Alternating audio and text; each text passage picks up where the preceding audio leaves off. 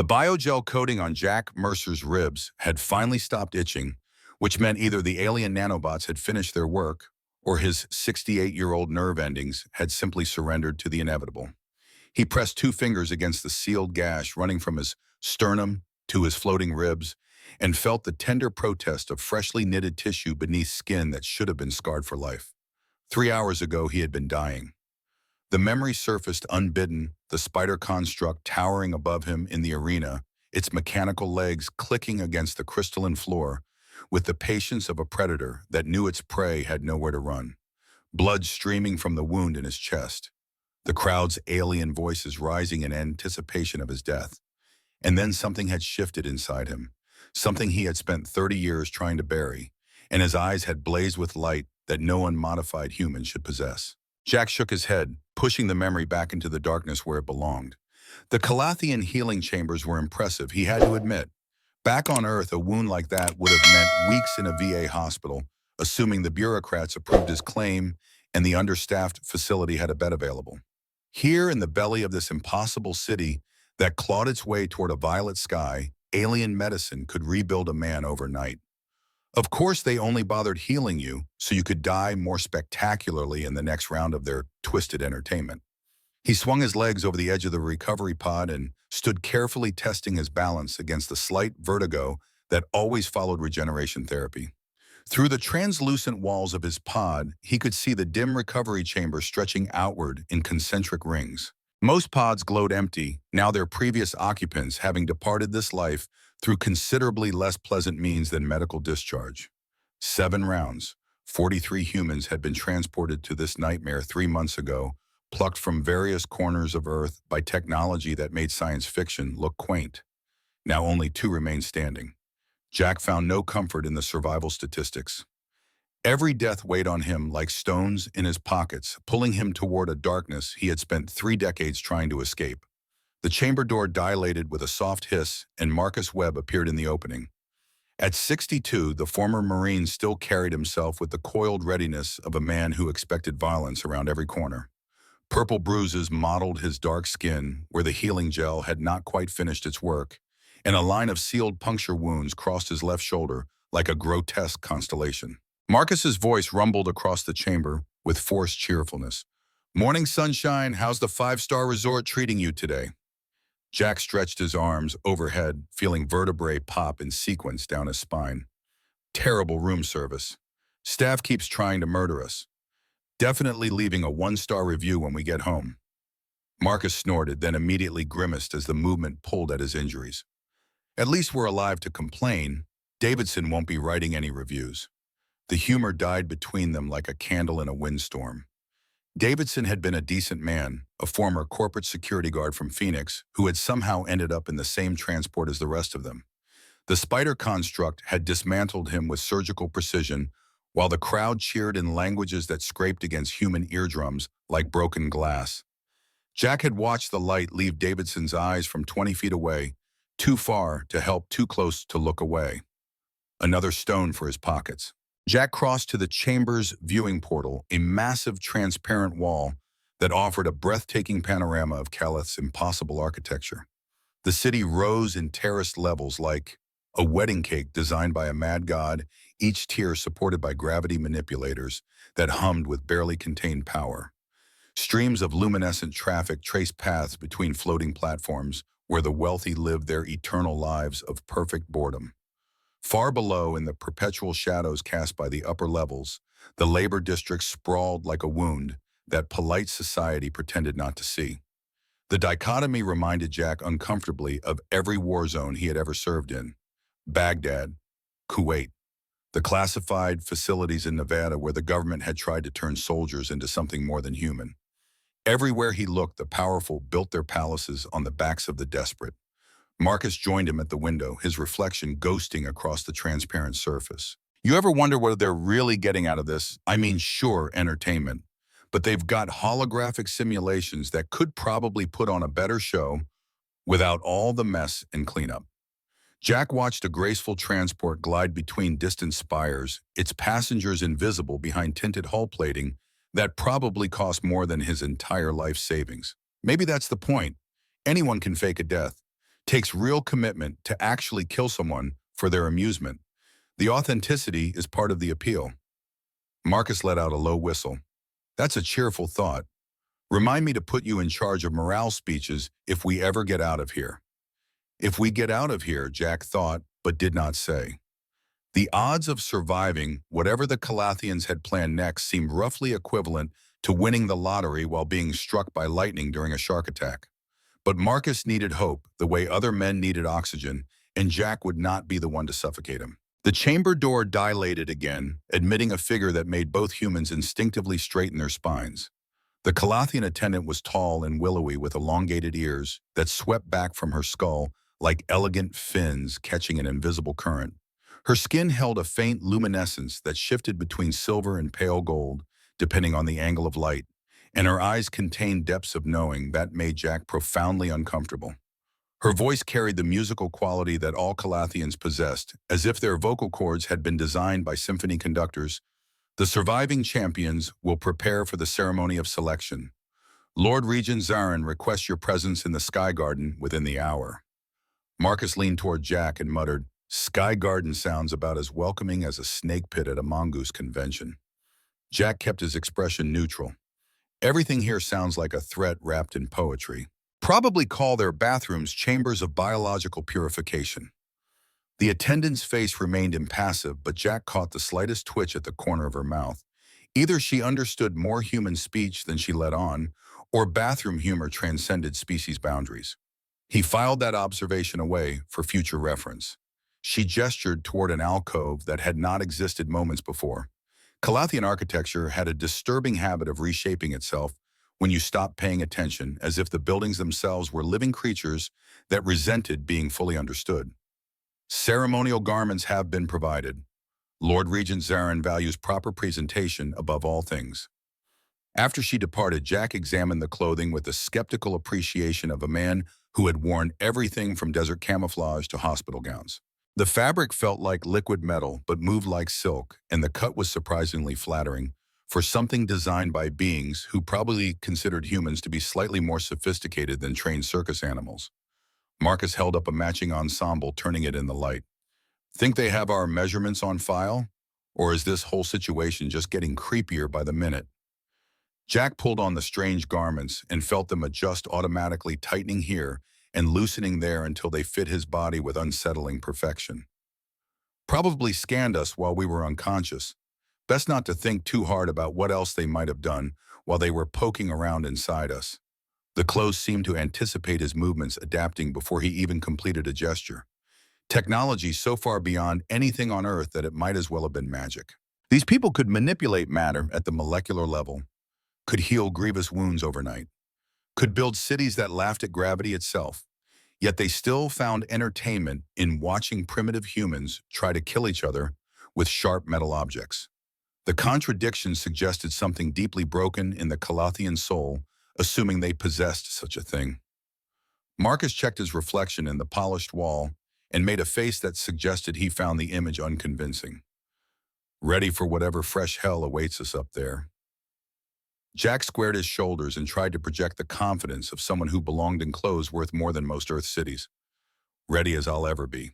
Though I have to say, if this is their idea of a reward ceremony, I'm genuinely curious about what their punishments look like. Marcus's expression darkened with grim humor. Probably involves more of those spider things. Definitely more mechanical spiders.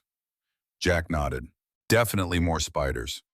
Together they walked toward the gravity lift that would carry them to the Sky Garden and whatever new nightmare awaited. Jack found himself cataloging exit routes and defensive positions out of pure habit, the instincts of a combat medic who had spent too many years in places where death arrived without appointment. He had survived Desert Storm, survived the secret laboratories of Project Ironclad, survived 3 months of alien gladiatorial combat. But something about today felt different, weighted with significance he could not quite name. The air itself seemed to vibrate with anticipation, as if the universe was holding its breath before delivering a verdict. The gravity lift carried them upward through the heart of Lord Regent Zarin's tower, past levels of opulence that made Jack's eyes water with sensory overload. Each floor they glimpsed through the transparent tube contained wonders that would have bankrupted nations back home. Rooms where liquid light flowed like waterfalls over sculptures that changed shape in response to observers. Gardens where crystalline trees sang in frequencies that resonated somewhere between pleasure and pain. Chambers filled with artwork that seemed to exist in more dimensions than human perception could fully process. Marcus pressed his face close to the lift's wall, watching a mechanical butterfly the size of his fist drift past on wings that trailed actual stardust. I'm starting to feel seriously underdressed for whatever's about to happen up there.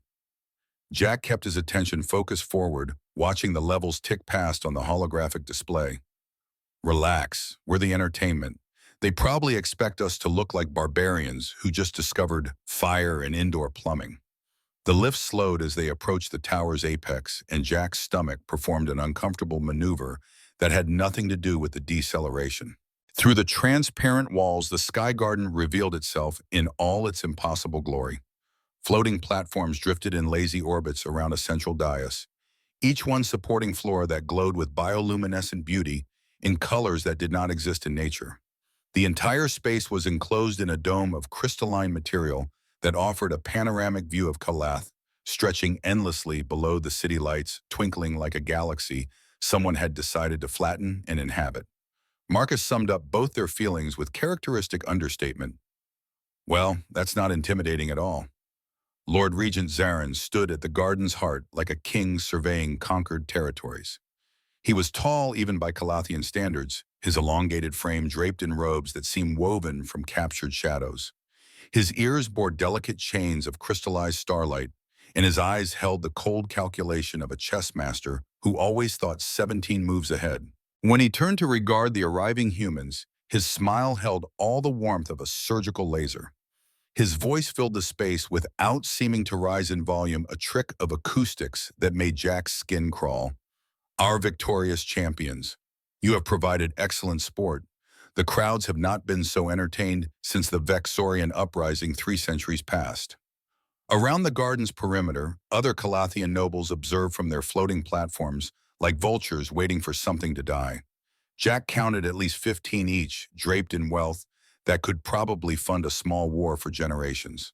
Their conversations continued in low musical tones, but he caught the way their eyes tracked every movement the humans made. Marcus murmured from the corner of his mouth, "Feel like we're the main course at a dinner party, and nobody's told us the menu yet." Jack kept his expression carefully neutral while his mind raced through tactical assessments. "Just smile and try not to look too digestible." He raised his voice to address their host, directly falling back on diplomatic training from his years in military intelligence. "Lord Regent Zarin, we are honored by your hospitality. The healing chambers were most effective in restoring us." Zarin's laugh was like crystal being slowly crushed, beautiful and slightly threatening at once. "How charmingly primitive. Yes, I suppose you would consider medical treatment to be hospitality. Your species still hasn't grasped that we view such matters as simple maintenance of valuable assets." He gestured toward the gathered nobles with one long-fingered hand. "These are representatives of the great houses here to witness the ceremony of selection. Some have wagered considerable sums on today's outcomes." Marcus frowned. "Outcomes of what exactly?" Zarin's smile widened, revealing teeth that were just slightly too perfect to be natural. "Why your choices, of course. The selection is an ancient tradition, a reward for those who demonstrate exceptional entertainment value in our arenas." His eyes glittered with something that might have been amusement or cruelty or both. "You have earned the right to choose companions from among the royal household itself." Jack felt the diplomatic mask slipping, but forced himself to maintain composure. "Companions." Before Zarin could respond, a section of the garden floor dilated open, revealing another gravity lift rising from below. From it emerged 5 figures that made Jack's tactical mind immediately shift into assessment mode, though not for the usual reasons. 4 of them bore Zarin's aristocratic features, but younger, more vibrant, their beauty refined to a degree that seemed almost aggressive in its perfection. Their skin generated soft luminescence, their hair moved as if stirred by unfelt breezes, their eyes held depths of color that seemed to shift with every glance. They were the kind of beautiful that belonged in fever dreams or religious iconography, perfection so absolute it circled back around to something unsettling. Zaren's voice carried obvious pride as he made introductions. The royal daughters of House Kalath. Each one represents the pinnacle of genetic artistry, centuries of careful cultivation to achieve physical and mental excellence beyond anything your species could imagine. Jack noticed Marcus straightening unconsciously, responding to beauty the way any man would. But his own attention had already been captured by something else entirely. The fifth figure stood slightly apart from the others, and while she shared the basic Calathian features, something fundamental was different. Her skin lacked the luminescent quality of the enhanced daughters, appearing almost matte by comparison. Her hair was a simple brown rather than the flowing metallic tones the others displayed. Her features, while still alien and elegant, bore none of the aggressive perfection that characterized the genetic masterpieces beside her. By Calathian standards, she would be considered plain at best, ugly at worst. But Jack had spent a lifetime reading people in high-stakes situations, and what he saw in her eyes made him forget everything else in the garden. Where the enhanced daughters radiated confident beauty and carefully cultivated charm, this one's gaze held something far more valuable: intelligence, calculation, awareness. The focused attention of a general surveying a battlefield, cataloging weaknesses and opportunities with precision that reminded Jack uncomfortably of his own survival instincts. She was not beautiful by their standards, but she was absolutely formidable. And she was old. Not in any obvious physical way, but in the depth of experience behind her eyes. Jack recognized that look. He saw it every morning in his own mirror. This woman had lived through things that had burned away everything superficial and left only essential strength behind. Zaren's tone shifted to something that sounded almost like embarrassment. "And this is Lyra, my elder sister." The introduction carried none of the pride he had shown for the enhanced daughters. It sounded more like an apology, as if he were pointing out a stain on an otherwise immaculate tablecloth. Elder sister, not daughter. Jack filed that information away, feeling pieces of a puzzle beginning to align in ways he did not yet fully understand. Lyra lifted her chin slightly at the dismissive introduction, and Jack caught the briefest flash of something fierce behind her composed expression. Whatever her story was, it clearly contained chapters that Zaren preferred to keep unread. The Lord Regent continued his theatrical manner, returning in full force. "You have earned the right to choose. Each of you may select one companion from among these royal ladies for the duration of your stay in Kalath." Marcus leaned toward Jack and whispered, "Duration of our stay. How long exactly are we talking here? Because my return flight was supposed to leave 3 months ago, and I'm pretty sure my pension checks are piling up back home." Jack kept his voice equally low. "Given their track record with gladiators, I'm guessing they mean until we die horribly in some upcoming spectacle they haven't mentioned yet." One of the observing nobles called out something in rapid Calathian, and Zaren's expression flickered with barely concealed annoyance. "House Veleth reminds me that the traditional choice is made in order of performance. Marcus of Earth, your courage in the arena was adequate. You may choose first." Marcus stepped forward with the reluctant obedience of a man who had learned long ago that sometimes you had to play the game to survive it. His gaze moved across the 4 perfect daughters, lingering on each impossibly beautiful face, as if trying to find some flaw that would make them seem real. The nobles leaned forward with obvious interest, several consulting glowing tablets that probably displayed betting odds and probability matrices. Marcus cleared his throat and spoke with forced casualness. "Well, this is definitely the strangest thing that's ever happened to me, and I once had to explain to a general why his Humvee ended up on the roof of the mess hall during a sandstorm." He gestured toward the second daughter, whose silver hair cascaded like liquid mercury over shoulders that seemed too perfect to be functional. "I choose her, I suppose. She seems nice enough." The chosen daughter smiled graciously and stepped forward, accepting Marcus's awkward bow, with elegant poise that suggested she had been performing this ritual since before his grandparents were born. The nobles murmured approval, and several made notes on their devices with the satisfied air of gamblers whose bets had paid off. Zaren turned those calculating eyes on Jack, and the weight of the entire garden seemed to focus into a single point of attention. "And now our most innovative champion. Your performance in the arena was quite unexpected. The way you fought suggested training far beyond what your official records indicate." The Lord Regent's smile sharpened with knowing malice. "The choice is yours to make." Jack felt every eye in the garden boring into him like targeting lasers. The three remaining perfect daughters arranged themselves in a subtle display, each one a vision of alien beauty that would have inspired religions or started wars back on Earth. Their smiles were invitations to paradise, their poses calculated to showcase genetic perfection that had probably taken generations of careful breeding to achieve. And yet his gaze kept returning to Lyra, who stood quietly to one side with the patient stillness of someone who had long ago stopped expecting to be chosen for anything. There was something in her resignation that called to him not pity exactly, but recognition. He knew what it felt like to be the one everyone overlooked, the maintenance worker that executives walked past without seeing, the old soldier that younger men dismissed as obsolete, the failed experiment that government agencies preferred to forget had ever existed. He knew the power that could be hidden in invisibility. But more than that, his instincts were screaming at him that there was far more to this woman than met the eye. The intelligence in her gaze, the way she held herself with quiet dignity, despite the obvious slight, the subtle tension in her posture, that suggested coiled capability rather than defeated acceptance. She was hiding something significant. And Jack's survival had often depended on his ability to recognize hidden depths in unexpected places.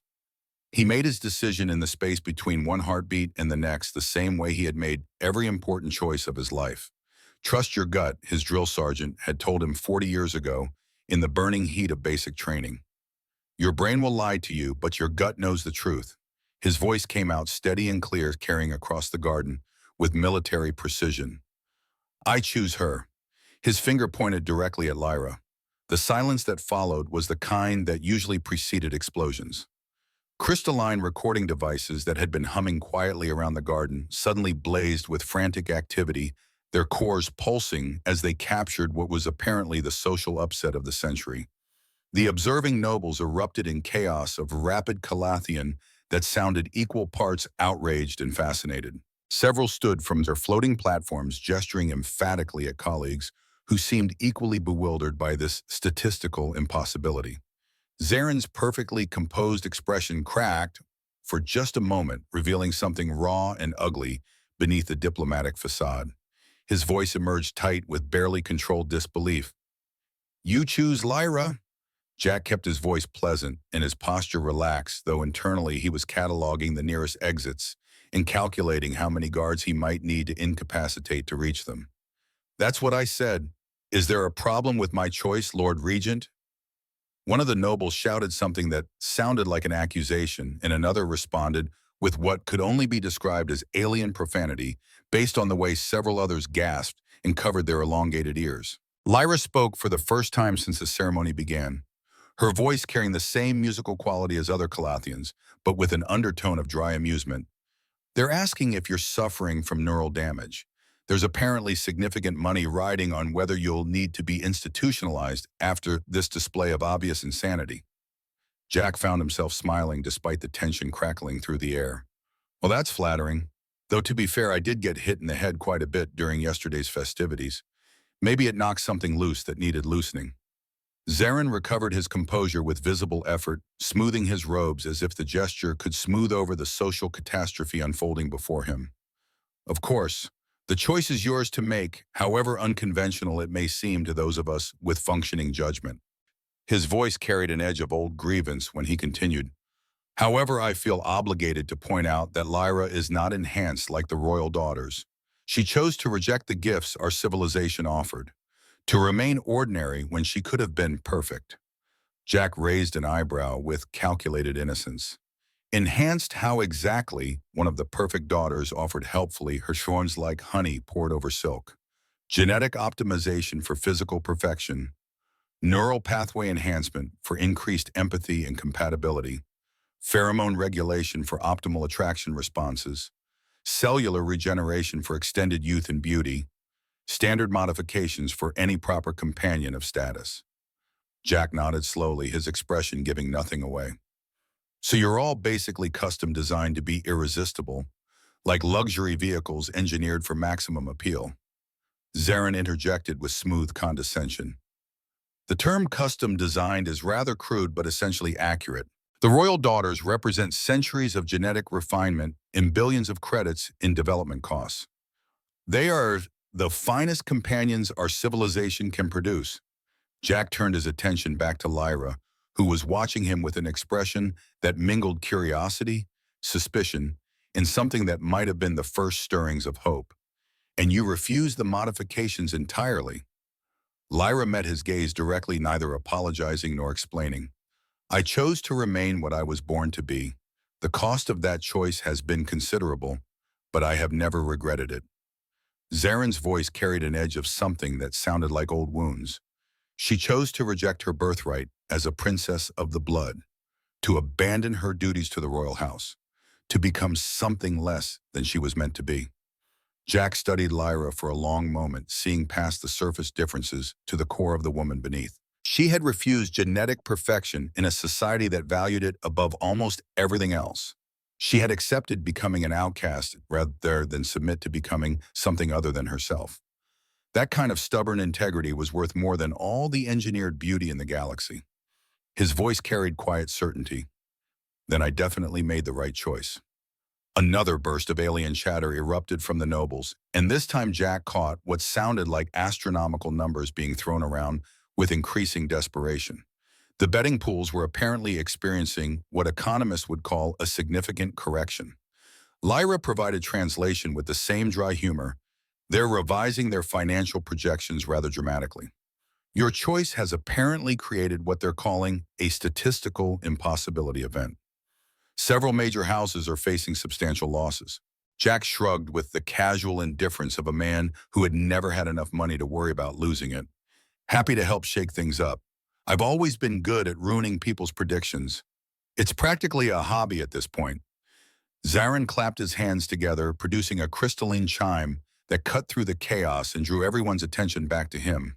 The gesture was the first genuinely uncontrolled thing Jack had seen from the Lord Regent, suggesting that beneath the polished exterior, considerable frustration was building toward a breaking point. His voice held careful neutrality that fooled no one. Enough speculation. The pairs will now be escorted to their assigned quarters for the beginning of the bonding period. The ceremony is concluded. Attendants materialized from the garden's hidden alcoves, each carrying small devices that projected holographic maps of the tower's layout. Marcus was guided toward one of the gravity lifts along with his chosen companion, who was already engaging him in conversation about human dietary requirements with the enthusiastic curiosity of a scientist studying an interesting specimen. Jack caught Marcus's eye across the garden and received a look that clearly communicated both confusion and grudging respect. Whatever Jack was playing at, Marcus would trust him to know what he was doing. It was the kind of faith that came from surviving impossible situations together, and Jack valued it more than he could easily express. He found himself standing beside Lyra as their own attendant approached with the map projection. Up close, he could see that while she lacked her society's engineered perfection, there was something compelling about her features that had nothing to do with genetic modification.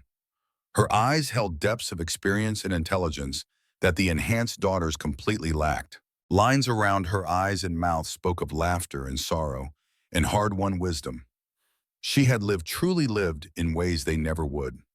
The attendant led them toward a private gravity lift, and Jack used the moment to study his new companion more carefully. Her posture suggested readiness rather than relaxation, the subtle tension of someone who expected attack from any direction. Her hands, unmanicured and practical, moved with the economical precision of someone trained in disciplines that had nothing to do with looking beautiful at formal occasions. As the lift began its descent toward their assigned quarters, Jack spoke quietly. So, any advice for surviving whatever this bonding period actually involves? I'm assuming there's more to it than awkward conversation and uncomfortable silences. Lyra kept her gaze fixed on the levels sliding past outside the transparent lift walls. Her voice carried centuries of patience. Don't overthink it, and try not to let the monitoring equipment make you too self-conscious. It's less intrusive than it sounds once you accept that privacy is a concept this civilization abandoned long ago. Jack absorbed that information with the calm acceptance of a man who had been surveilled by professionals before. That's reassuring, I suppose. Though I have to ask the obvious question. He turned to face her directly. What made you refuse the genetic modifications in a society that apparently values them above almost everything else? That must have been a significant decision with serious consequences. Lyra was silent for a long moment, and Jack had the sense that she was weighing how much truth to offer this stranger who had just upended her entire existence with a single pointed finger. When she finally spoke, her voice carried the weight of choices that could not be unmade, because some things are more valuable than perfection. And because perfection, as this society defines it, requires surrendering things I was not willing to lose.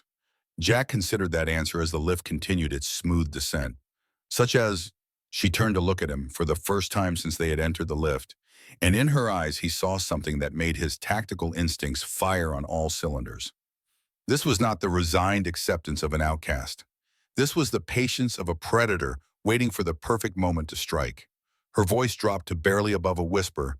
"You chose me over 4 genetically perfect alternatives. You're clearly not stupid, and you're obviously not suffering from neural damage despite what the nobles believe." She paused, her ancient eyes studying him with an intensity that made him feel like a specimen under examination. "Which means you saw something in me that they couldn't see. Something that made me more valuable than all their engineered perfection combined." She leaned slightly closer, and her next words carried weight that seemed to shift the air between them. "I think you already know the answer to your own question, Jack Mercer. I think you recognized something familiar when you looked at me, something that reminded you of yourself." Jack felt the familiar tingle of adrenaline that came with realizing a situation was far more dangerous and interesting than it had initially appeared.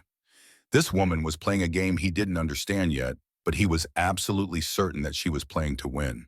And somewhere deep in his gut, in the place where truth lived beyond the reach of logic and calculation, he knew that choosing her was going to change everything. For better or worse, his fate was now entangled with hers. The lift doors opened onto a corridor of elegant proportions leading toward quarters that would probably have made most Earth hotels weep with inadequacy. But Jack barely noticed the luxury. His entire attention was focused on the puzzle walking beside him, the unenhanced sister of a Lord Regent who somehow radiated more power than all the genetic masterpieces in the garden combined. Whatever happened next, he had a feeling that choosing the ugliest princess was going to turn out to be either the smartest decision of his life or the last decision he would ever make. In his experience, those two options often walked hand in hand toward the same destination. The quarters assigned to them could have housed a small battalion, assuming that battalion appreciated floor-to-ceiling windows, offering panoramic views of Kalath's impossible skyline, and furniture that grew directly from the floor, like organic extensions of the building itself. Jack stood in what he assumed was the main living area, watching gravity-defying vehicles weave between distant spires, while his mind processed everything Lyra had not yet said. The molecular assemblers responded to his presence before he consciously registered their activation. A chair extruded itself from the seamless floor material, reshaping continuously until it matched the exact curve of his spine with unsettling accuracy. Jack sat down experimentally and found the comfort level precisely calibrated to his preferences, as if the building had downloaded his ergonomic requirements directly from his nervous system. Lyra moved to one of the walls, which immediately began displaying control interfaces in flowing Calathian script. Her fingers traced patterns across the holographic surface with the familiarity of someone who had grown up surrounded by such technology, but rarely been permitted to use it freely. Jack watched her work for a moment before speaking. "Either incredibly convenient or deeply disturbing. I genuinely can't decide which reaction is more appropriate." Lyra's response carried dark amusement. "Both reactions are correct. The building monitors everything. Biometric data, emotional responses, neural activity patterns, designed to anticipate needs before the occupant becomes consciously aware of them. Privacy died on Kalath centuries before your species discovered fire." She touched something on the interface, and suddenly the air around them filled with floating, holographic readouts. Heart rate monitors, brain activity scans, hormone level trackers, and something labeled in Calathian script that Jack suspected translated to psychological stress coefficients. His own vital signs pulsed in real-time three-dimensional display, every fluctuation of his autonomic nervous system rendered visible for anyone to observe. Jack studied the floating data with the professional detachment of a man who had been monitored by far less sophisticated systems. Comprehensive surveillance wrapped in a luxury package. At least back home, the intelligence agencies had the courtesy to pretend they weren't watching everything we did. Lyra gestured toward another cluster of displays showing different metrics. These track compatibility markers between paired individuals, pheromone responses, neural pattern synchronization, empathic resonance indicators. Jack raised an eyebrow. Empathic resonance sounds like something from a science fiction novel that takes itself too seriously. Lyra's lips twitched with suppressed amusement. It measures the degree to which emotional states begin to mirror each other between bonded individuals. High resonance indicates successful pairing. Low resonance suggests fundamental incompatibility that cannot be overcome. Jack leaned forward to examine the compatibility displays more closely, noting that several indicators were already showing significant activity despite the brief time they had spent together. Pulses of soft blue light trace patterns between representations of their neural signatures, suggesting connections forming at levels far below conscious awareness. His voice carried genuine curiosity. Is it normal for these readings to show activity this quickly? We've barely exchanged a dozen sentences. Lyra paused in her work, her attention suddenly focused on one particular display that was pulsing with increasing intensity. The blue light had shifted towards something brighter, more urgent, and her expression shifted from casual explanation to sharp concern. Her words came slowly as if she was processing implications in real time. No, neural synchronization typically requires days or weeks to initiate, sometimes months depending on species compatibility factors and individual neurological variants. Jack stood from his chair, which immediately retracted into the floor, as if sensing he no longer needed it. I'm guessing from your expression that what's happening right now isn't following the standard timeline at all. Lyra moved closer to the display, her fingers tracing the data streams with growing intensity. Light from the holographic readouts cast strange shadows across her features, making her look older and somehow more real than she had appeared in the artificial perfection of the Sky Garden. Her voice dropped to barely above a whisper. The patterns are unprecedented. Your neural architecture is interfacing with my consciousness in ways that shouldn't be possible for baseline humans. The synchronization rate is accelerating beyond anything in our recorded data. Jack felt something shift in the air between them, a pressure building behind his eyes that had nothing to do with the recycled atmosphere of the Calathian Tower. Memories stirred in the depths of his mind, fragments of experiences he had spent 3 decades trying to bury beneath layers of carefully constructed normalcy. He kept his voice steady despite the growing unease crawling up his spine. Define baseline humans. Lyra turned to face him directly, and in that moment, Jack saw the full weight of intelligence he had glimpsed during the selection ceremony. This was not a rejected sister seeking sympathy. This was someone who had been playing a very long game and had just received confirmation that her gamble was paying off. Her words landed with the precision of surgical strikes. You're not what you appear to be, Jack Mercer. Your body contains technology that shouldn't exist on Earth for at least another century. Neural interfaces woven through your cerebral cortex, synthetic enhancement to your synaptic responses, cellular modifications that have slowed your aging by approximately 20%. She paused, letting the weight of her knowledge settle between them. You're a product of Project Ironclad, and I've been waiting 3 months for someone exactly like you to survive long enough to reach this moment. Jack felt the familiar cold settle into his chest, the same frozen calm that had carried him through combat and interrogation and years of living as a ghost in his own country. The secret he had guarded for 3 decades was apparently not as secret as he had believed. His response came out flat, controlled, giving nothing away. How do you know about Ironclad? That program was buried so deep that most of the people who worked on it don't officially exist anymore.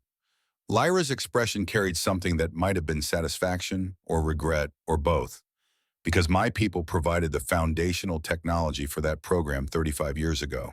Before I was born into this body, before the current political situation made such cooperation impossible, Calathian scientists worked with your government to develop enhanced soldiers capable of bridging the gap between human limitations and alien capabilities. Jack's mind raced through implications and connections, reframing everything he thought he knew about his own history. The technology that had been used on him, the procedures that had transformed him from ordinary combat medic to something other, had alien origins. Everything he had endured in those underground laboratories beneath the Nevada desert had been built on foundations laid by the very civilization currently holding him captive. He forced his voice to remain level despite the earthquake happening inside him. And you knew this when I chose you at the ceremony.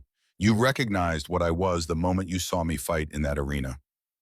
Lyra nodded slowly, her ancient eyes never leaving his face. I've been monitoring the gladiatorial games since the first human contestants arrived. Most showed standard baseline responses to our technology dying in predictable ways from predictable causes, but you— She paused, choosing her words with evident care. Your body interacts with Calathian systems in ways that suggest deep compatibility. The neural interfaces in your brain are essentially primitive versions of the technology I carry. When I saw you defeat that spider construct using capabilities no baseline human should possess, I knew you were what I had been waiting for. Jack crossed to the window, staring out at the alien cityscape, while his reflection stared back at him like a ghost from a past he had tried to bury forever. The lights of Calath twinkled in patterns that probably held meaning for those who could read them, but to him they were just another reminder of how far from home he had traveled. His voice came out rougher than he intended. You said you refused genetic enhancement, but you also said you have technology that lets you sense neural patterns and emotional resonance. That's not exactly staying unmodified. Lyra moved to stand beside him at the window, close enough that he could feel the subtle warmth of her presence without physical contact. Her reflection joined his in the transparent surface, two figures outlined against the impossible city. Her voice carried the weight of old pain and older decisions. 3 years ago, I underwent experimental neural restructuring, not enhancement in the way the royal daughters received. Modification. The procedure suppressed my capacity for physical genetic optimization in exchange for amplified psychic sensitivity. Jack turned to look at her, directly studying the lines of experience and determination that marked her features. You traded beauty for power. In a society that values physical perfection above almost everything else, you chose to become something they would consider ugly in exchange for capabilities they couldn't control. Lyra met his gaze without flinching, and for the first time since they had met, she allowed him to see the full depth of what she was. I traded the appearance of value for actual capability. My brother's daughters are ornamented as beautiful objects designed to please and placate powerful men. I chose to become something more useful, even if that meant becoming something my family considers shameful and my society considers broken. Jack felt a resonance with her words that went beyond the neural synchronization the monitors were tracking. He understood that choice intimately, the decision to embrace capability over conformity, to accept the cost of becoming something other than what society expected. His voice softened slightly. The neural restructuring, that's what lets you sense my modifications. That's what's causing the accelerated synchronization between us. Lyra nodded, her expression carrying something that looked almost like relief at finally being understood. Your ironclad enhancements were designed to interface with Calathian technology. My psychic modifications create a natural bridge between human and Calathian consciousness. When we're in proximity, our systems begin to harmonize, automatically creating feedback loops that amplify both our capabilities. Jack absorbed the implications with growing unease. And Zarin, does your brother know about your abilities? Does he understand what you've become? Lyra's expression hardened into something cold and determined, the mask of a queen preparing for war. Zarin knows I underwent unsanctioned procedures. He knows I'm not the helpless reject I appear to be. But he doesn't understand the full extent of what I've become. She turned to face him fully, and in her eyes he saw centuries of patience finally reaching toward their culmination. And he certainly doesn't understand why I've been waiting for someone exactly like you to arrive on Calath. Before Jack could respond, the holographic displays around them suddenly blazed with urgent red warnings. The soft blue compatibility indicators vanished, replaced by cascading alert notifications in Calathian script that even Jack could recognize as serious trouble. Lyra's attention snapped to the security feeds, her fingers flying across the interface as she pulled up surveillance footage from throughout the tower. What Jack saw made his combat instincts surge to full alert. 3 figures were moving through the lower levels with impossible speed and precision, bypassing security checkpoints that should have been impenetrable. Their forms flickered with adaptive camouflage that bent light around them, making them difficult to track even on advanced Calathian sensors. They moved like predators, economical and lethal, with the coordinated precision of operators who had trained together for decades. Jack recognized that movement pattern. He had developed it himself decades ago in underground facilities where the future of human warfare was being quietly rewritten by people who answered to no elected government. Lyra's voice cut through his recognition with sharp urgency. The neural patterns are human, but there's something else mixed in, something artificial, integrated far more deeply than your modifications. These are not baseline humans, and they are not here by accident. Jack moved closer to the security feeds, watching the lead figure disable a Calathian guard with a single precise strike that should have been impossible for human reflexes. The movement was too fast, too fluid, too perfect. Whatever enhancements these intruders possessed went far beyond what he had received in the original Ironclad program. His throat tightened as he spoke the words he had been dreading. They're looking for me. They've been looking for me for 30 years, and they finally found me in the last place I ever expected to hide. Lyra turned to stare at him with sudden intensity. You recognize them. You know who these people are. Jack watched the lead figure pause at a junction, head tilting slightly, as if listening to signals beyond normal human perception. Even through the surveillance footage, even with the adaptive camouflage partially obscuring her features, he knew that profile.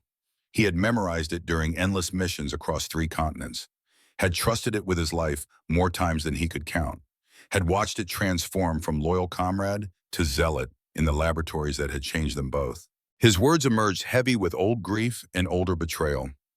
Her name is Sarah Chen. We served together in Desert Storm. We went through the Ironclad program together. We saved each other's lives more times than I can remember. He paused, feeling the weight of decades pressing against his chest. And the last time I saw her, she was trying to kill me for destroying the research that would have completed our transformation into something that wasn't human anymore. Lyra's psychic abilities must have picked up on the emotional resonance of his words because her expression shifted from alarm to something more complex. Understanding, perhaps, or recognition of pain that mirrored her own. She was important to you, more than just a fellow soldier. Jack nodded slowly, watching Sarah's team move through the tower's corridors with terrifying efficiency that spoke of capabilities far beyond anything he possessed. We saved each other's lives more times than I can count. In Baghdad, when her squad was ambushed by insurgents, I carried her 12 kilometers through hostile territory to reach the evacuation point. We made promises to each other that night, swore we would always protect each other no matter what. The memory surfaced unbidden, as fresh as if it had happened yesterday rather than decades ago. Sand and blood and the weight of a wounded soldier across his shoulders, the sound of distant gunfire, and the burning determination to get them both home alive. The moment Sarah had opened her eyes in the field hospital and smiled at him, promising they would face whatever came next together. Jack's voice roughened with emotion he could not entirely suppress. Then we joined Ironclad. At first we believed we were serving our country, becoming better soldiers to protect the people we loved. But the program changed. They didn't just want to enhance us. They wanted to remove everything that made us human.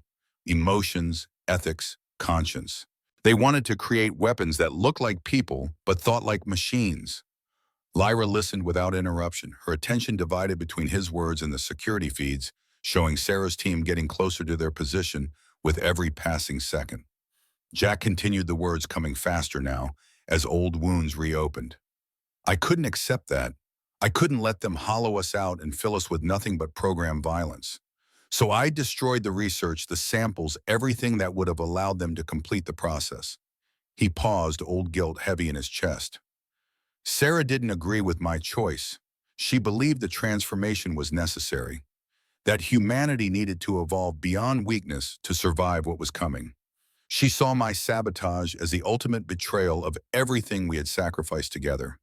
The security feeds showed Sarah's team reaching a critical junction, the point where their path would inevitably lead them toward the quarters Jack now occupied. Calathian guards were responding with elegant weapons crackling with contained energy, but Sarah's team moved through them like shadows through water. The technology they carried seemed to tear holes in reality itself, creating distortions that swallowed defensive fire and left guards unconscious in their wake. Lyra's voice cut through his memories with urgent practicality. She's not just coming for you. Her team is accessing our central data networks. They're downloading everything about Calathian genetic enhancement technology. This isn't a rescue mission or an assassination. This is an intelligence operation with objectives that go far beyond one man. Jack felt the cold certainty of understanding settle into his bones. She wants to combine Ironclad with your genetic engineering. Create enhanced soldiers that can pass perfectly for human while possessing capabilities beyond anything either civilization developed alone. Lyra nodded grimly. An army of perfect infiltrators. Weapons that could destabilize both our civilizations from within. If she succeeds, no one will be able to tell the difference between human and weapon until it's far too late. The tower shook slightly as an explosion sounded from somewhere below. The lights flickered, and for a moment the holographic displays wavered before stabilizing. Sarah was forcing her way through the final security barriers, and nothing in the Calathian defensive arsenal seemed capable of stopping her. Jack turned to Lyra with the calm focus that had carried him through every crisis of his long career. Is there any way to stop her from getting what she wants? Lyra's response was interrupted by the sudden appearance of Lord Regent Zarin, his holographic image materializing in the center of their quarters, with the dramatic timing of someone who had been monitoring everything and waiting for the optimal moment to intervene. Zarin's expression held none of his earlier smooth confidence. The diplomatic mask had cracked, revealing something harder and more dangerous beneath. His voice carried an edge that reminded Jack of generals who had spent too long planning wars from comfortable offices. Zarin spoke with cold precision. Well, this is certainly an unexpected development. I knew human technology had advanced significantly, but I didn't expect visitors capable of penetrating our security so efficiently. Jack kept his expression neutral despite the racing of his tactical mind. You seem remarkably calm for someone whose tower is being invaded by enhanced operatives with weapons that can tear holes in reality. Zarin's smile returned, but it held no warmth whatsoever. Because I've been expecting something like this for months. Your Colonel Chen has been quite busy building her little army of enhanced patriots. We've been monitoring her activities with considerable interest in planning our response. Lyra stepped forward, her voice sharp with sudden understanding. You knew they were coming. You allowed the gladiatorial program to continue knowing it would eventually attract Ironclad's attention. You used us as bait. Zarin inclined his head slightly with the grace of a predator acknowledging clever prey. Your intelligence never fails to manifest at the most inconvenient moments, sister. Yes, I anticipated that bringing enhanced humans to Calath would eventually provoke a response from those who created them. The gladiatorial games were simply the most entertaining way to wait for the inevitable. His eyes narrowed with cold calculation.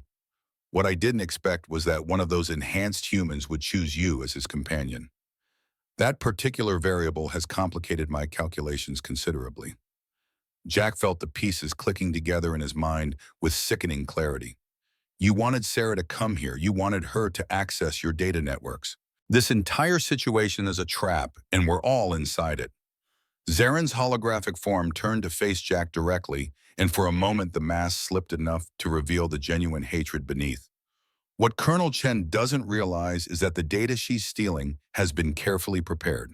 Every file, every genetic sequence, every enhancement protocol contains embedded viral code designed to interface with ironclad neural implants. The implications hit Jack like a physical blow. You're planning to use her own technology against her. The virus will spread through the ironclad network, disabling or killing everyone connected to the program. Zarin's smile widened with satisfaction. Efficiently deduced.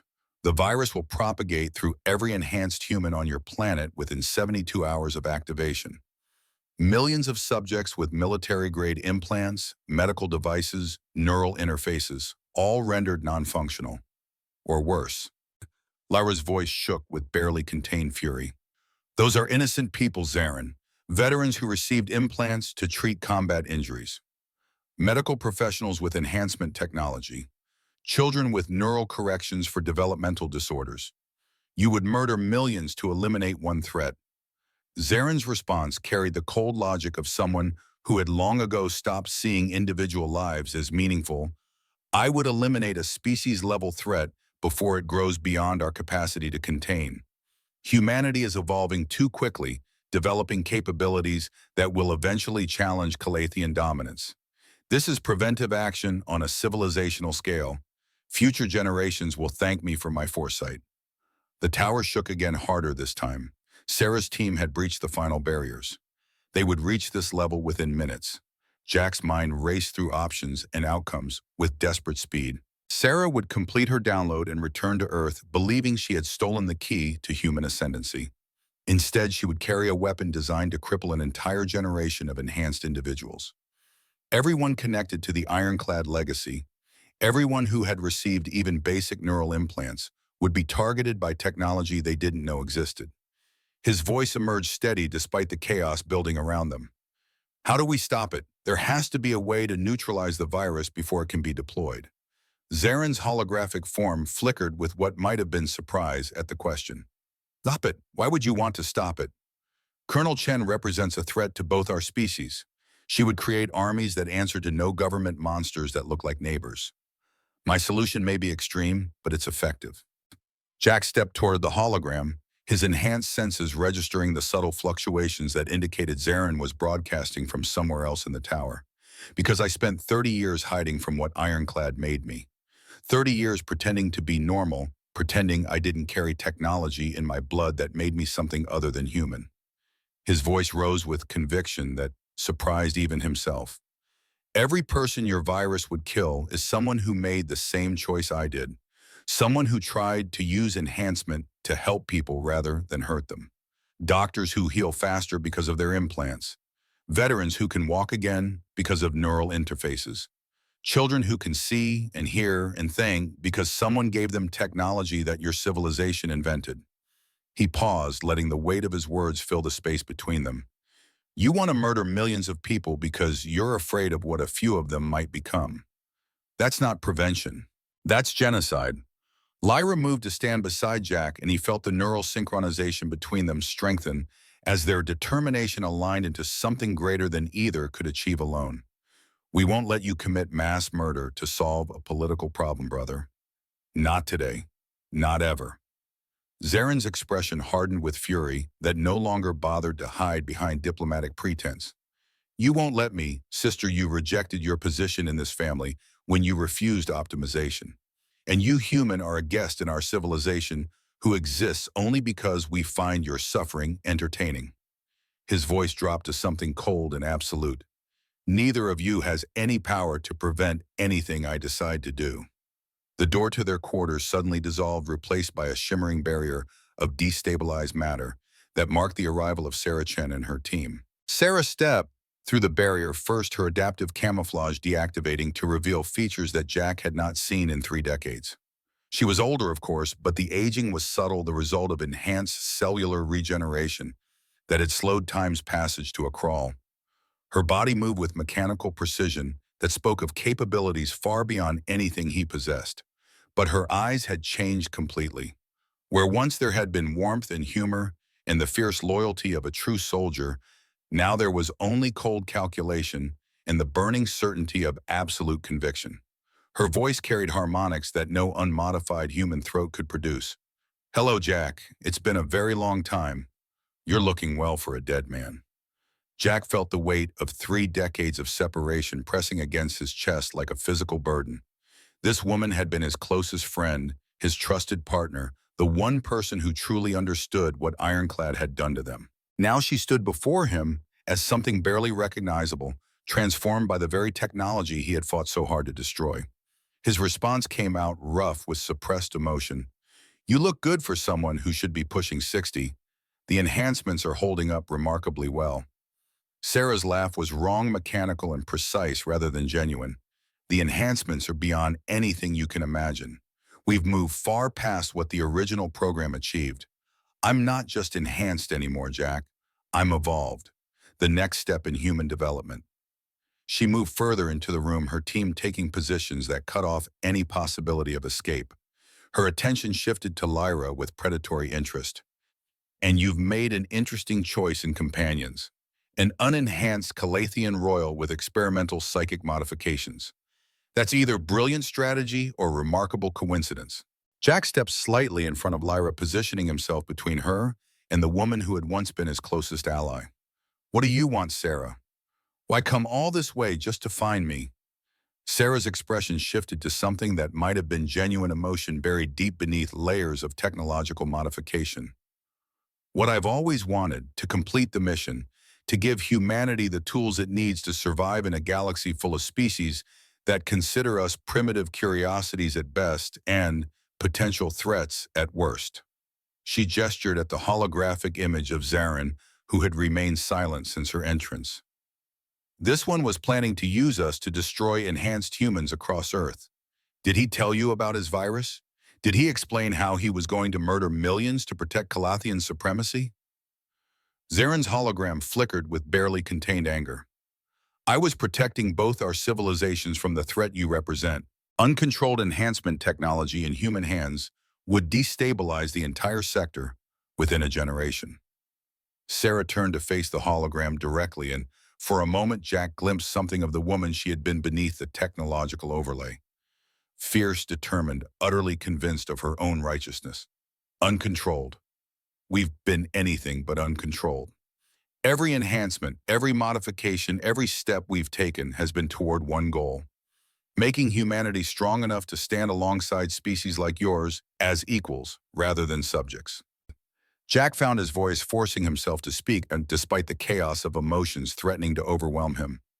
And how many people have you sacrificed to reach that goal, Sarah? How many volunteers who didn't survive the procedures? How many families torn apart by operatives who forgot they were ever human? Sarah's attention snapped back to him, and in her eyes he saw the fundamental divide that had separated them decades ago. Everyone who died knew the risks. Everyone who serves understands the stakes. We're not building an army, Jack. We're building a future where humanity doesn't have to beg for scraps from alien tables. The neural synchronization with Lyra intensified, and suddenly Jack became aware of information flowing between them that had nothing to do with words. Images, emotions, tactical assessments shared at the speed of thought through the bond they had unwittingly created. Lyra's consciousness touched his with a message that bypassed speech entirely. She believes completely in her cause. But underneath the conviction, there is still the woman who once saved lives rather than took them. She can be reached, but only if we survive long enough to try. Jack didn't know if reaching Sarah was possible anymore, but he knew he had to try. Not just because millions of lives hung in the balance, but because somewhere deep in the enhanced soldier standing before him was still the young lieutenant he had carried through 12 kilometers of hostile territory. His voice softened despite everything. Do you remember Baghdad, Sarah? Do you remember what you said when you woke up in the field hospital after I carried you through enemy lines? Sarah's expression flickered, and for just a moment the cold certainty wavered like ice beginning to crack. That was a lifetime ago. We were different people then. Jack pressed forward, sensing the opening. You said we save people. That's what we do. That's what makes us different from the enemies we fight. You believe that protecting the innocent was more important than any mission, any objective, any order from anyone.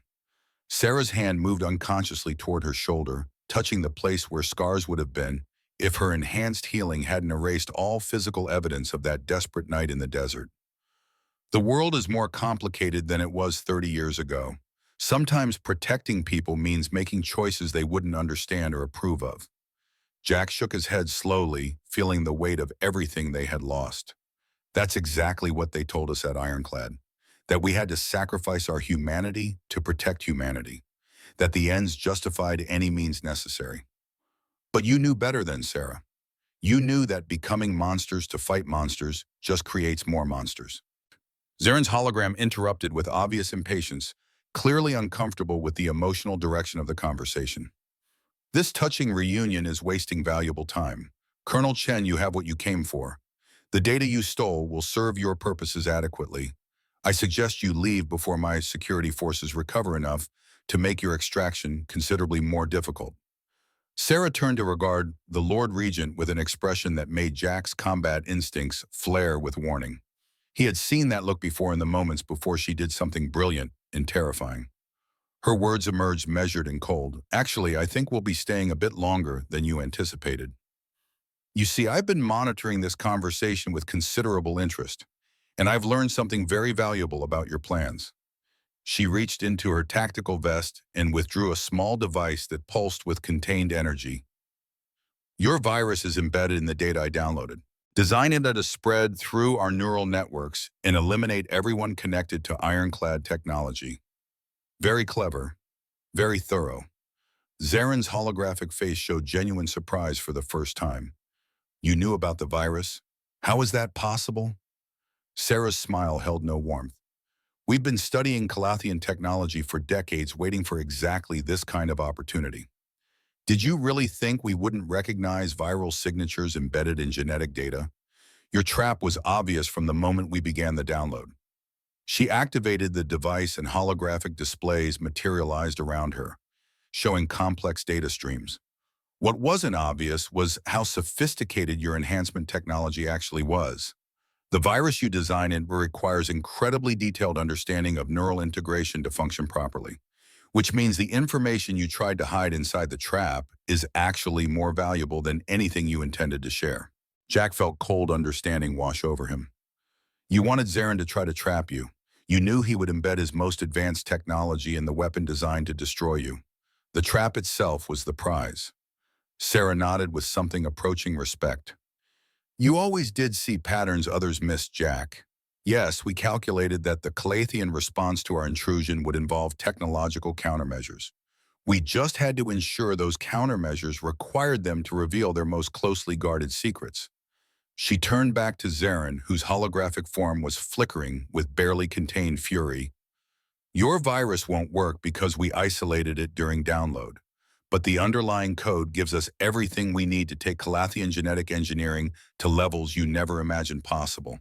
Thank you for your generous contribution to human evolution. The tower shook with the force of distant explosions, and emergency lighting activated throughout the quarters. Zaren's hologram stabilized with obvious effort as his attention divided between the conversation and whatever crisis was developing elsewhere in the building. His voice carried barely controlled rage. You think you've won something here, but you've only accelerated the inevitable. Caleth will respond to this intrusion with everything at our disposal. Your planet will face consequences beyond anything your limited imagination can conceive. Sarah laughed, the sound carrying genuine amusement for the first time since her arrival. Your people have been treating humanity like children for generations, watching us from the shadows, manipulating our development, harvesting our genetic material for your own experiments. Did you really think we wouldn't eventually notice? Wouldn't eventually fight back against masters who considered us nothing but useful animals? She gestured to her team, who began moving toward the exit with coordinated precision. We're leaving now, but this isn't over. Humanity is going to take its place among the stars, whether Caleth approves or not. Sarah paused at the doorway, her enhanced senses clearly tracking Zaren's security forces gathering in the quarters beyond. She turned back to face Jack one final time, and in that moment he saw something flicker behind the technological mask she wore. Her voice dropped to something almost human. You could come with us. There's still a place for you in what we're building. You were one of the first, Jack. One of the best. You could be part of humanity's future instead of hiding in its past, pretending to be something you stopped being decades ago. Jack felt the weight of the choice pressing against him with crushing force. Part of him, the part that had spent 30 years as a ghost, wanted nothing more than to belong somewhere again, to have purpose beyond mere survival, to be part of something larger than his own lonely existence.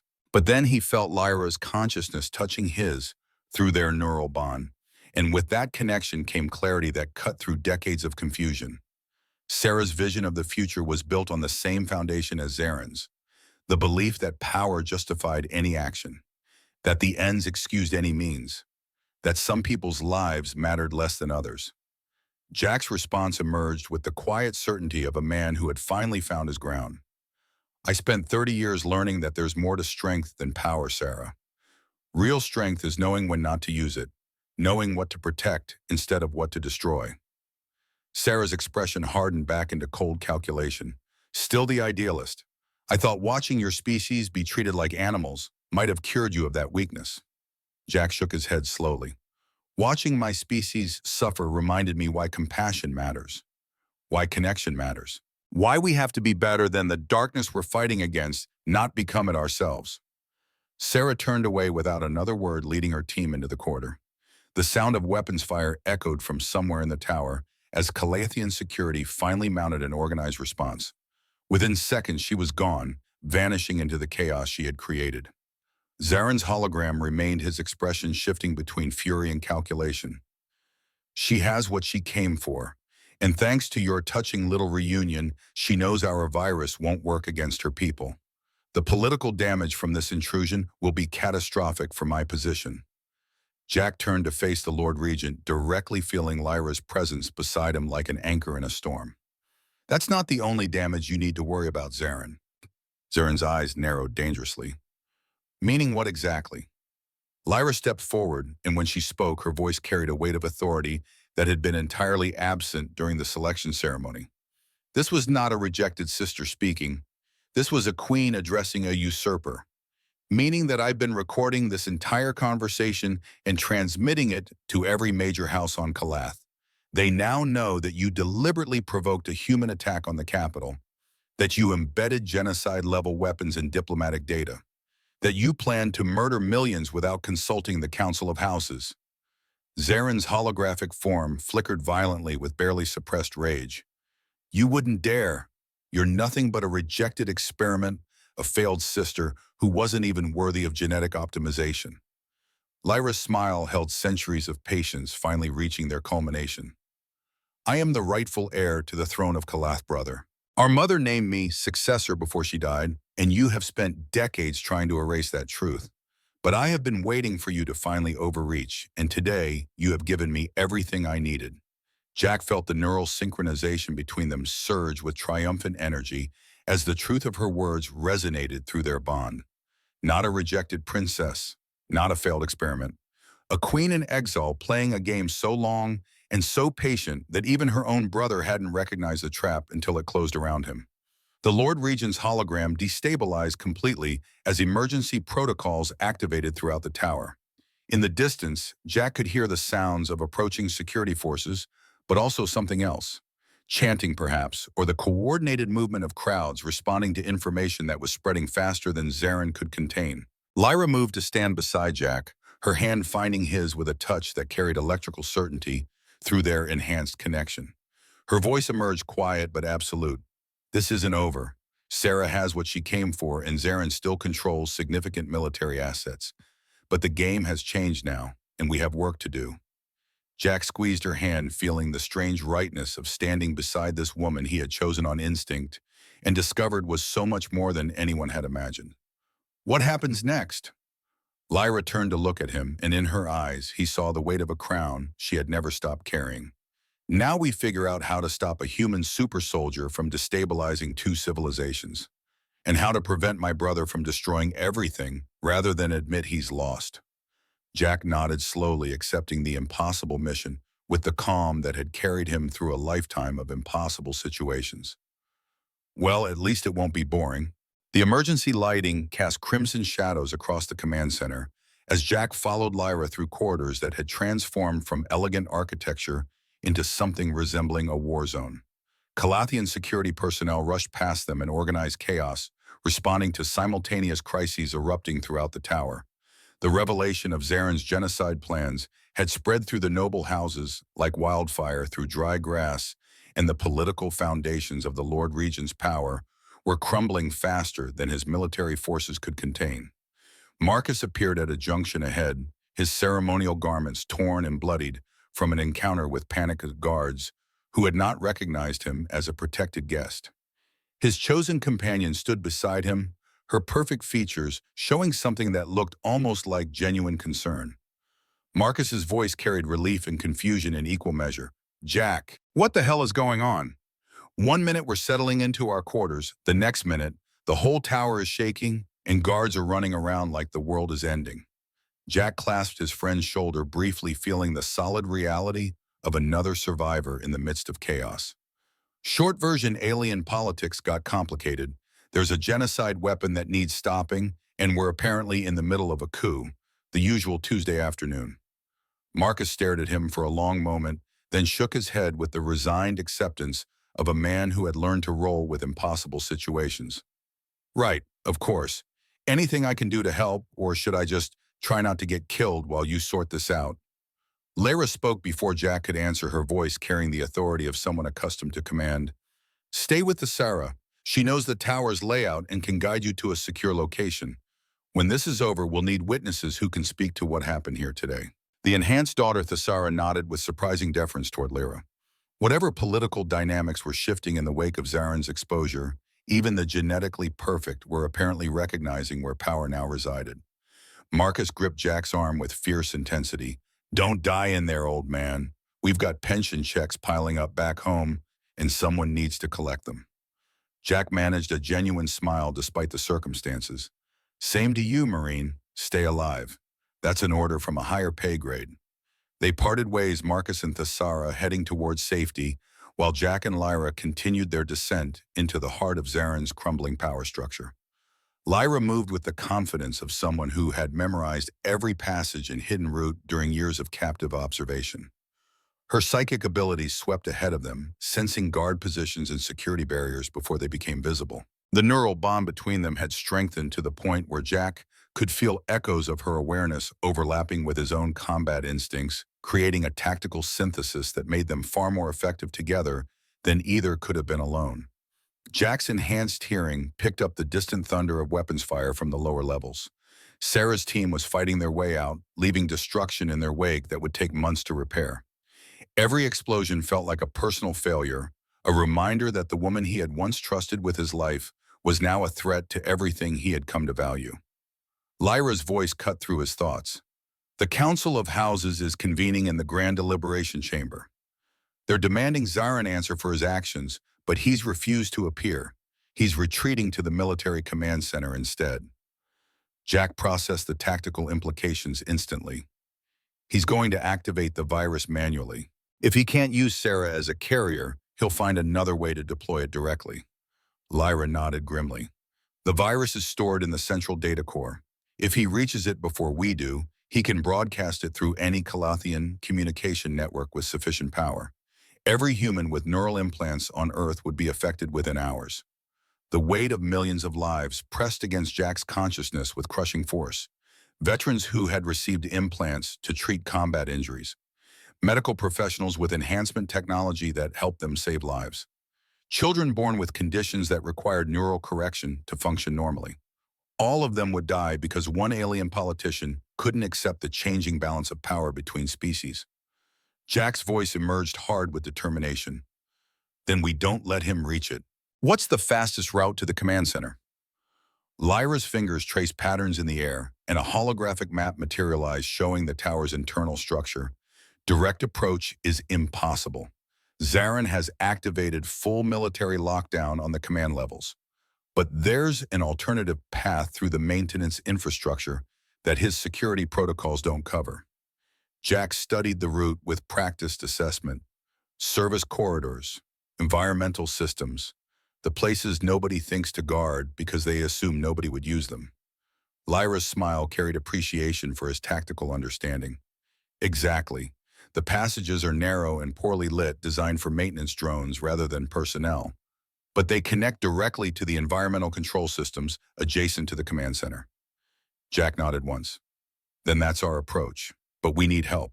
Two people can't take on an entire military installation even with our combined capabilities. Lyra's expression shifted to something more complex. There might be someone who could help us. Someone who has every reason to want Zaren stopped, but also every reason to distrust both of us completely. Jack felt understanding click into place. Sarah, you want to convince Sarah to help us stop Zaren before she escapes with the stolen data. Lyra met his gaze directly. She came here to steal technology that would advance human capabilities. If Zaren deploys his virus, millions of enhanced humans die, and the political backlash destroys any possibility of peaceful relations between our species. Everything Sarah has worked for becomes worthless in a galaxy-wide war of extermination. Jack considered the proposition with cold calculation. She won't trust us. She thinks I'm a traitor to everything Ironclad represents.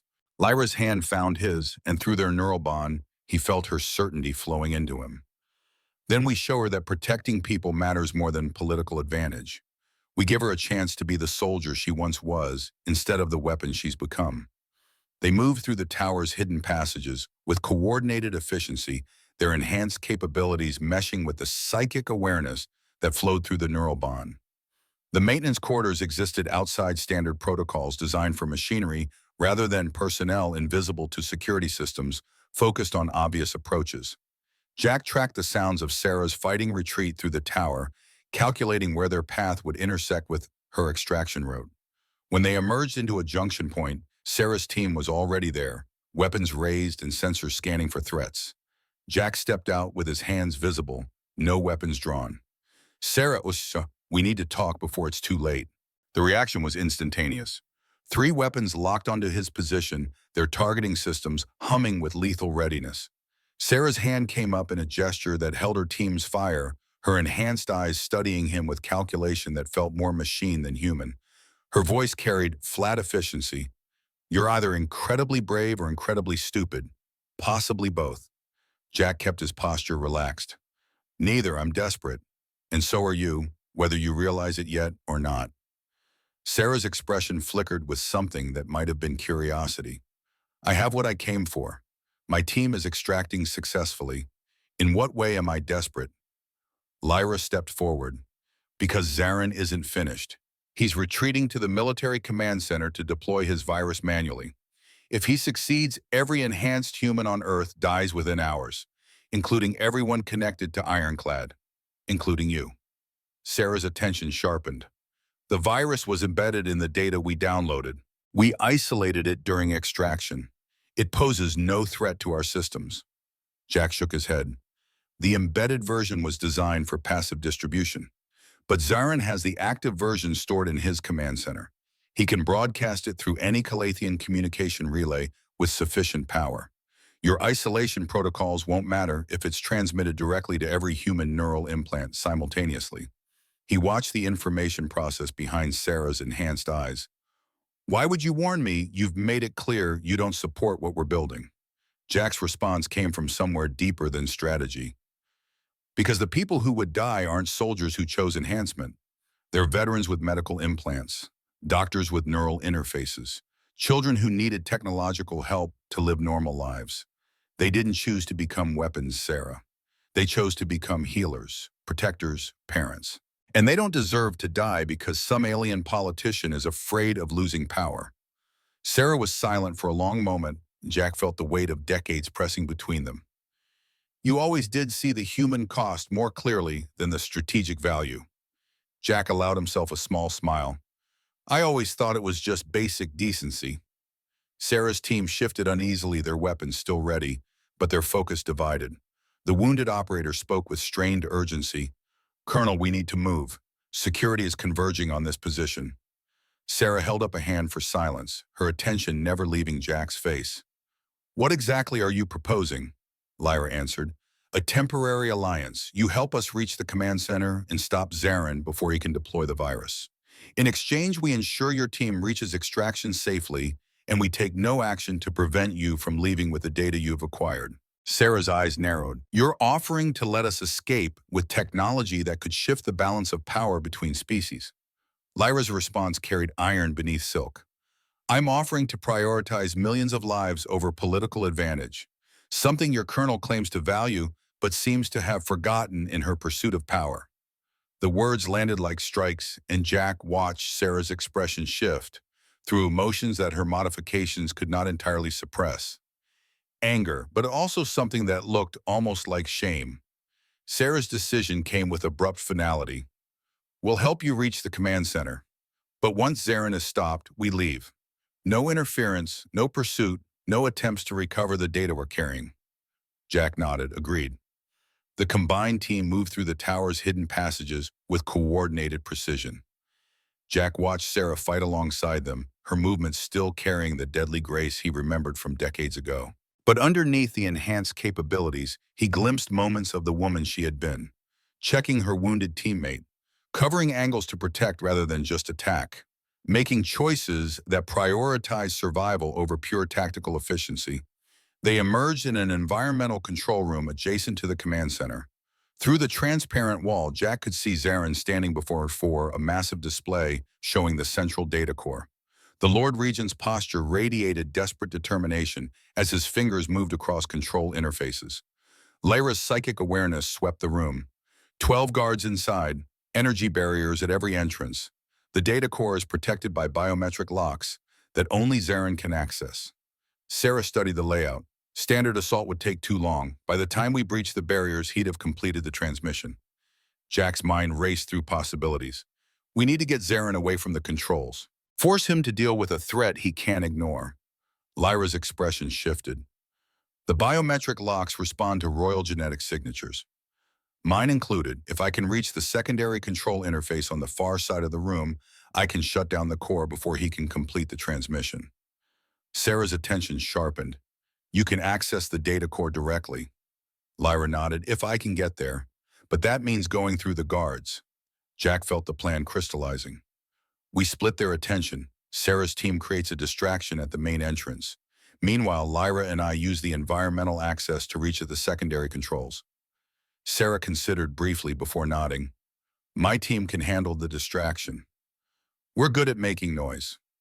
Her gaze met Jack's with something that might have been the ghost of their old partnership. Don't die in there.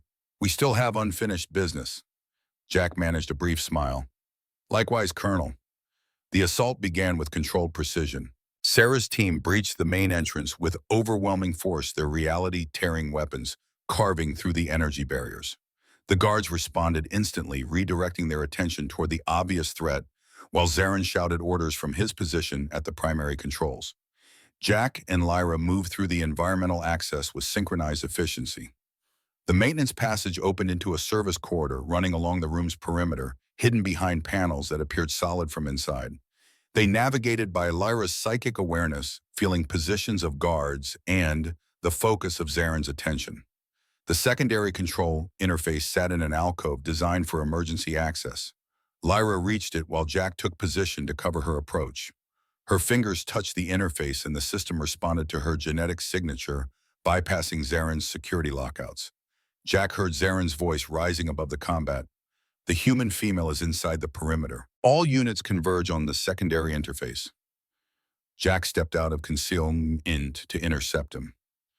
That's far enough, Zarin. The Lord Regent stopped, his eyes blazing with fury. You think you can stop this?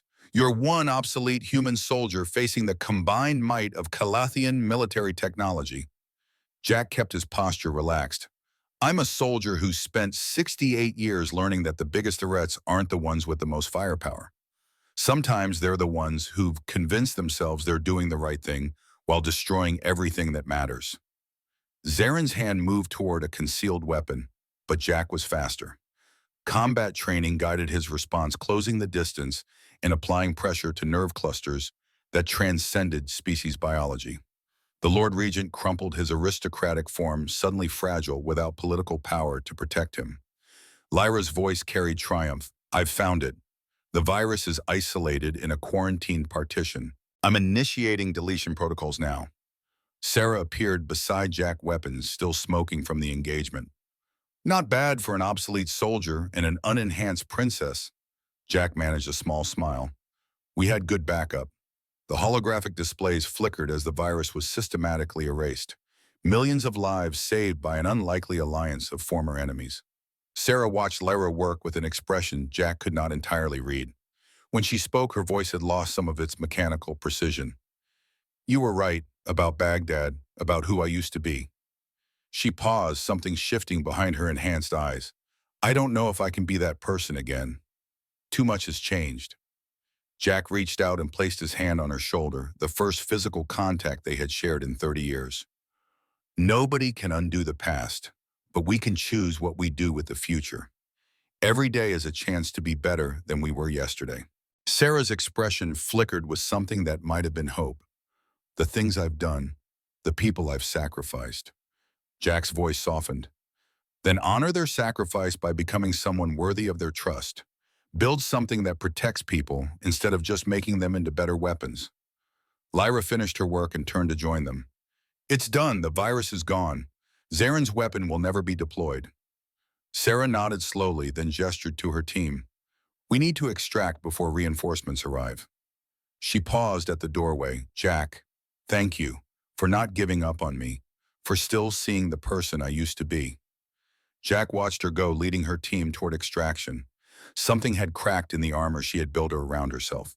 He could only hope that light would eventually find its way through. Lyra moved to stand beside him, her hand finding his. Do you think she'll change? Jack considered honestly, I don't know. But for the first time in decades, she's willing to try. Sometimes that's all you can ask for.